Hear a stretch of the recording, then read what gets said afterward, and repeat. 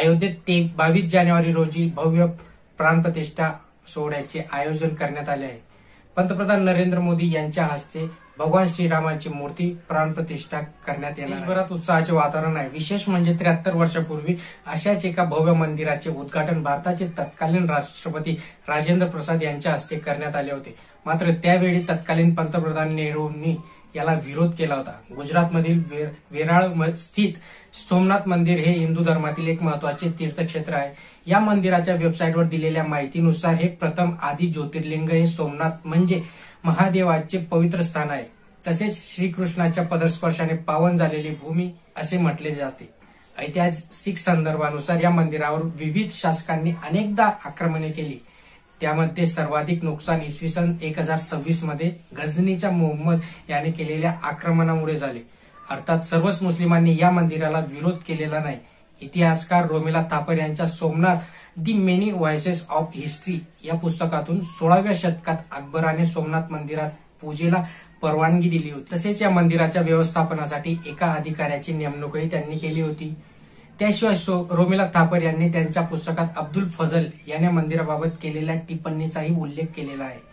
अब्दुल फजल हा गझनीचा मोहम्मद याचा टीकाकार नव्हता, मात्र तरीही त्याने सोमनाथ मंदिरावर केलेला हल्ला हा पुण्यवान लोकांवर केलेला हल्ला असल्याचे म्हटले होते। तसेच मृत्यूच्याही काही दिवसांपूर्वीच म्हणजे 1707 मध्ये औरंगजेबानेही सोमनाथ मंदिर तोडण्याचे आणि त्या ठिकाणी मशीद बांधण्याचे आदेश दिले होते। मंदिराच्या वेबसाईटनुसार राणी अहिल्याबाई होळकर यांनी 1782 मध्ये या ठिकाणी एक छोटंसं मंदिर बांधलं। ब्रिटिश गव्हर्नर लॉर्ड एलेनबर्गने हिंदू धर्मावर इस्लामच्या आक्रमणाचे उदाहरण देत या मंदिराचा उल्लेख केला होता।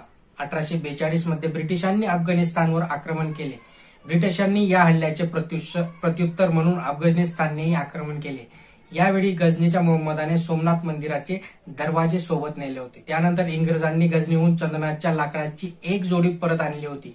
तेच सोमनाथचे मूळ दरवाजे असल्याचा दावा ब्रिटिशांकडून करण्यात आला, पण अखेरीस हे दरवाजे मंदिरात जोडले गेले नाहीत। 16 नोव्हेंबर 1842 रोजी जनरल लॉर्ड एलेनबर्गने एक निवेदन जारी केले।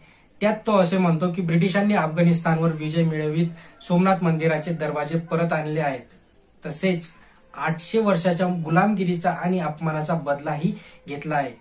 पुढे हाच सूर कायम राहिला आणि स्वातंत्र्यानंतर धार्मिक द्वेष वाढत गेला। अनेक हिंदूंनी सोमनाथ मंदिराच्या जीर्णोद्धाराचा मुद्दा हा हिंदूंचा अभिमानाचा विषय बनवला।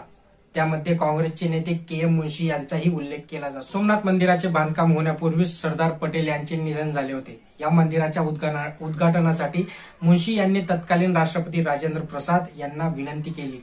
त्यांनीही याला उद्घाटनाच्या सोहळ्यासाठी उपस्थित राहण्याचे मान्य केले, मात्र हे पंडित नेहरूंना आवडले नाही। त्यांनी 1951 मध्ये राजेंद्र प्रसाद यांना पत्र लिहिले।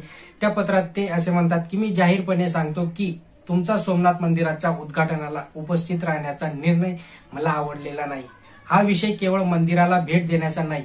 तुम्ही किंवा इतर कोणीही मंदिरात जाऊ शकता, पण तुम्ही अशा कार्यक्रमाला उपस्थित राहत आहात दुर्दैवाने ज्याचे विपरीत परिणाम पुढे घडू शकतात। नेहरूंच्या या पत्राला प्रतिसाद देत राजेंद्र प्रसाद यांनी या कार्यक्रमाला उपस्थित राहण्यात काहीच गैर नसल्याचे सांगितले। 1 महिन्यानंतर नेहरूंनी पुन्हा राजेंद्र प्रसाद यांना पत्र लिहिले।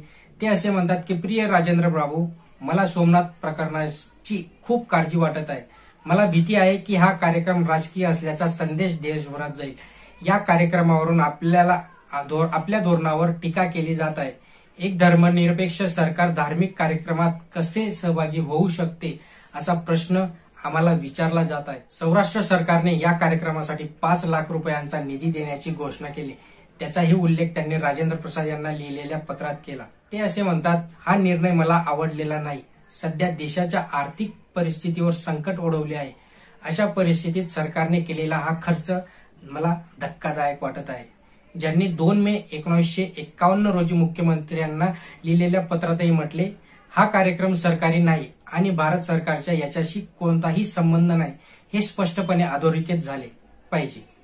आपण अशी कोणतीही कृती करू नये ज्यामुळे आपल्या राज्याचा धर्मनिरपेक्षावरचा जो मुद्दा आहे तो वाढत जाईल आणि आपलं जे राज्य आहे ते एक धर्मनिरपेक्ष नसून एक स्पेसिफिक समाजाच्या दिशेने वाटचाल करेल। तर 73 वर्षापूर्वी असाच एक कार्यक्रम होत होता आणि त्या कार्यक्रमाला त्यांनी विरोध केला होता। राजेंद्र प्रसाद यांना सांगितलं होतं की तुम्ही त्या कार्यक्रमाला उपस्थित राहू नये, असं मी जाहीरपणे सांगतो, कारण की आपला देश धर्मनिरपेक्ष आहे। आणि 73 वर्षानंतर जर आज आपण बघितलं तर आज राम मंदिराचं जे उद्घाटन सोहळा होतोय त्यालाही कोणाचा विरोध आहे, तर विरोध याच कारणासाठी आहे की आपला देश हा धर्मनिरपेक्ष आहे आणि आपल्या देशाची प्रगती व्हायला पाहिजे।